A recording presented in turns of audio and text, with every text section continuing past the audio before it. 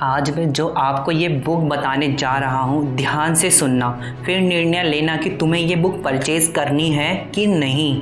पहली बुक श्रीमद् भागवत गीता। मेरे ख्याल से ये बुक सभी प्रकार के मनुष्य को पढ़नी चाहिए, चाहे वो कोई भी जाति का हो, चाहे वो विद्यार्थी हो या फिर शिक्षक या फिर दैनिक जीवन में कार्य करने वाला मनुष्य। ये बुक सभी के लिए है, क्योंकि इस बुक में हर एक वर्ड भगवान श्री कृष्ण के मुख से निकले हुए हैं।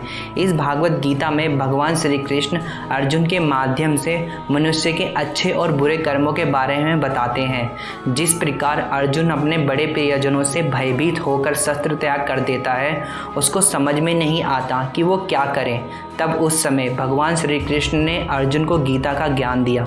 इस प्रकार अर्जुन कुरुक्षेत्र की रणभूमि में युद्ध कर सका। ठीक इसी प्रकार जब मनुष्य अंधकार में डूब जाता है, उसे उस समय कुछ नहीं दिख रहा होता, निराश होकर बैठ जाता है, तो ये पुस्तक उसके लिए बहुत ज़्यादा हेल्पफुल होगी। उसको अपने दैनिक जीवन में इस महान एवं पवित्र पुस्तक को अवश्य ही अपनाना चाहिए। गीता का केवल यह उद्देश्य है कि मनुष्य को क्रोध, मोह, लालच, ईर्ष्या एवं द्वेष को मिटाकर अपने जीवन में कर्म करना चाहिए, बिना किसी फल के इच्छा के बिना, क्योंकि कर्म करना तुम्हारे हाथ में है, उसका फल केवल ईश्वर के हाथों में।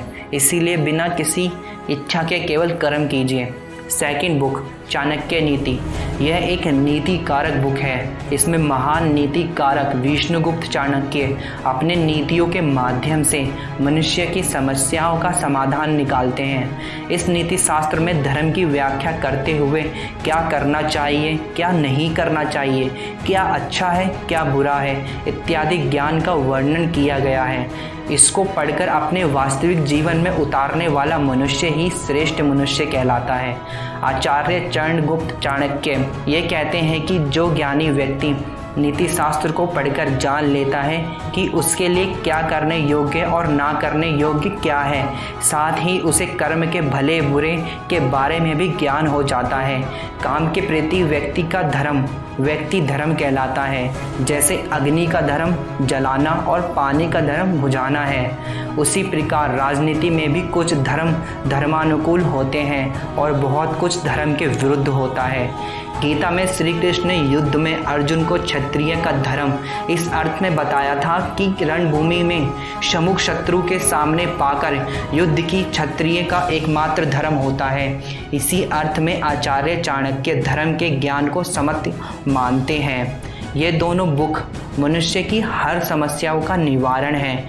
गीता में श्री कृष्ण अर्जुन को उपदेश देते हुए संसार की वर्ण व्यवस्था को समझाते हैं। ठीक उसी प्रकार विष्णुगुप्त चाणक्य अपनी नीतियों द्वारा चंद्रगुप्त मौर्य को सम्राट बनाने का मार्ग दिखाते हैं। इसीलिए आपको ये दोनों पुस्तकें अपने दैनिक जीवन में अवश्य ही अपनानी चाहिए।